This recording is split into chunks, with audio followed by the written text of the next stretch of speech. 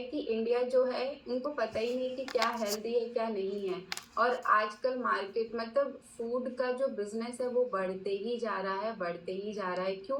क्योंकि हम कस्टमर्स हैं, हम अपने पेट में सब कुछ भरने को बिल्कुल रेडी हैं। और कुछ अलग अलग कॉम्बिनेशन के फूड बनते रहते हैं, मतलब वो तो अपना बिजनेस रन करने के लिए एक्सपेरिमेंट्स कर रहे हैं।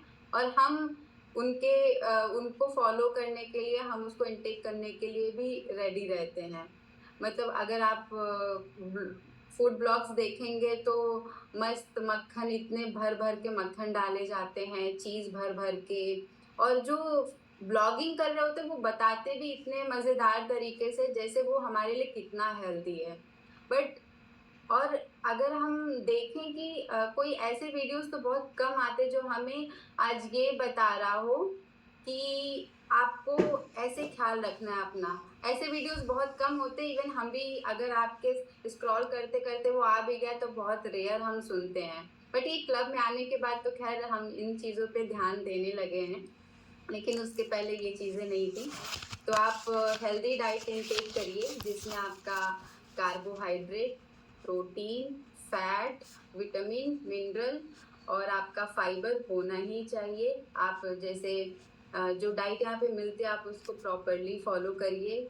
और ऐसा ही हमारा डाइट होना भी चाहिए। ऐसा नहीं है कि हम कुछ डिफरेंट चीजें बता रहे हैं, एक्चुअली हमारा खाना ऐसा ही होना चाहिए, लेकिन हमें नॉलेज की लैकिंग है तभी हम वो चीज़ों को फॉलो नहीं कर पाते। हम पेट भरने के लिए हम बहुत सारा चावल ले लेते हैं, रोटी ले लेते हैं, हम दाल इग्नोर करते हैं या सब्जी को इग्नोर करते हैं। और कभी कभी ऐसा होता है कि अगर ग्रेवी वाली सब्जी है तो हमने दाल को पूरी तरह से इग्नोर कर दिया। और सब्जी की क्वांटिटी बढ़ाने के लिए हमने ग्रेवी वाली मसाले वाली भी बना दी, तो वो चीज़ें भी नहीं करनी है हमको। ऐसा खाना है कि उसका जो उसमें न्यूट्रिशन है वो भी बना रहे और हम उसको इनटेक करें। तो आप फ्रूट्स लेना है, वेजिटेबल्स लेना है, प्रोटीन कार्बोहाइड्रेट प्रॉपर मात्रा में, आपको फैट भी लेना, आपका घी हो गया, आपका जो हम ऑयल यूज कर रहे हैं वो भी, लेकिन सब कुछ बैलेंस अमाउंट में होना चाहिए। नेक्स्ट है रेगुलर एक्सरसाइज। आपको रेगुलरली एक्सरसाइज करनी है, ये बहुत इंपॉर्टेंट है। आप इस क्लब में हैं या नहीं है, लेकिन आपको अपनी रूटीन में एक्सरसाइज जरूर से ऐड करना है।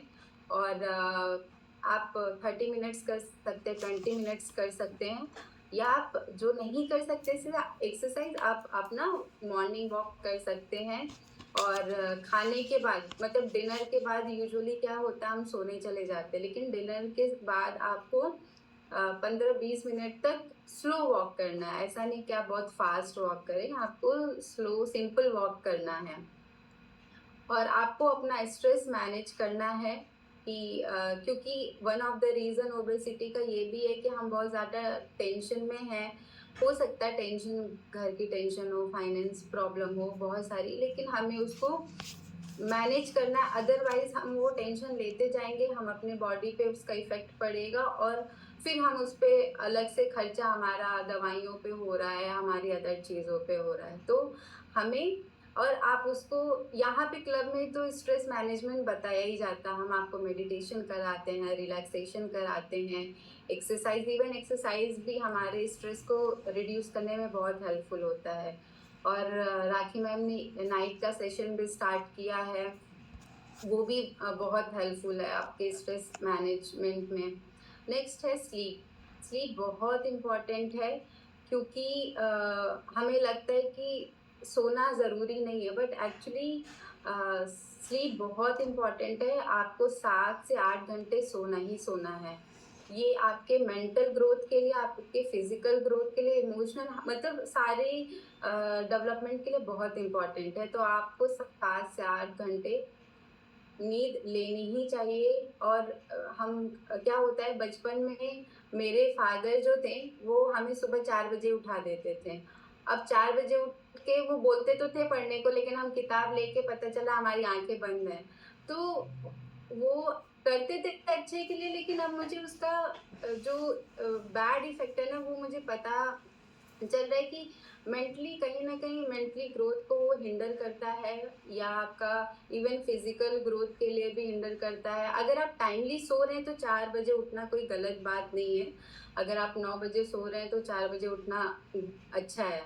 लेकिन वही कि आपको ये काउंट करके चलना है कि आपकी स्लीप कितनी देर की है, 6-7 घंटे की है। और दूसरी चीज़ कि आप ऐसा नहीं कि रात में आपने 2-3 घंटे की नींद ली और दिन में आपने वो कुछ देर सो के उसको बैलेंस आउट कर ले, नहीं, रात में ही नींद बहुत इम्पोर्टेंट है। वो ओबेसिटी के आपका जो डाइजेशन है, सारी चीज़ों के लिए वो बहुत इम्पोर्टेंट है। स्पेशली जिनको डाइजेशन की प्रॉब्लम होती है ना, वो कहीं न कहीं उनकी स्लीप उनकी डिस्टर्ब है, एक वो रीज़न भी होता है। तो आपको 7 से 8 घंटे की स्लीप पर नाइट लेनी है। नेक्स्ट आपका हाइड्रेशन। हम जब इस क्लब को ज्वाइन करते हैं, आपको सबसे पहला रूल यही बताया जाता है कि आपको हर घंटे पानी पीना है। तो प्लेंटी ऑफ वाटर बहुत इम्पोर्टेंट है कि हम ऐसा नहीं कि आप सुबह से आपने पानी नहीं पिया और खाने के टाइम पे आपने एक बड़ा ग्लास या 1 लोटा पानी का इंटेक कर लें। नहीं, आपको हर घंटे पानी पीना और खाने के पहले और खाने के बाद पानी का जो गैप होना चाहिए वो 45 मिनट का होना चाहिए। आप 45 मिनट पहले खाने के 45 मिनट पानी पी लीजिए और खाने के बाद 45 मिनट के बाद पानी पीजिए। और आपको पूरे दिन में हर घंटे पानी पीते रहना है।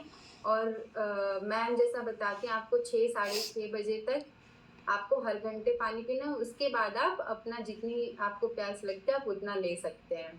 तो आपका वाटर मतलब हम ये 5 चीज़ें मैंने बताई कि आपको कैसे अब चेंजेस करने हैं अपने वेट को मैनेज करने के लिए, सिर्फ़ 5 पॉइंट्स मैंने बताए। लेकिन अगर हम वो चीज़ें नहीं करते तो बीमारियों की लिस्ट इतनी बड़ी है। आपको हार्ट की प्रॉब्लम हो सकती है, आपको बीपी की प्रॉब्लम, आपको शुगर हो सकता है, आपका मेंटल, इमोशनल सारे प्रॉब्लम्स हैं।